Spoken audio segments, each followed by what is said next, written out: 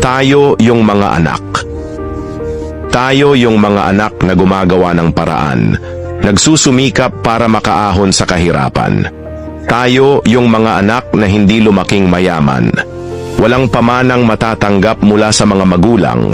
Tayo yung pagod na pero patuloy na nakikipagsapalaran. Tayo yung hindi man lang naging masaya ang kabataan. Hindi dahil sa ayaw natin kundi dahil maaga tayong namulat sa katotohanan. Minadali ang pagtanda at sinalo ang responsibilidad sa tahanan. Tayo ang nagpapatuloy ng mga laban na hindi na ipanalo ng ating mga magulang. Tayo yung mga batang gusto lang makatikim ng masarap na pagkain sa hapagkainan. Tayo yung umaasang maghihilom pa sa mga sugat na patuloy nating nararanasan. Yung naghahangad na sana balang araw tayo naman. Nagpapatuloy kahit walang kasiguraduhan. Kahit ang langit ay paulit-ulit tayong tinatanggihan.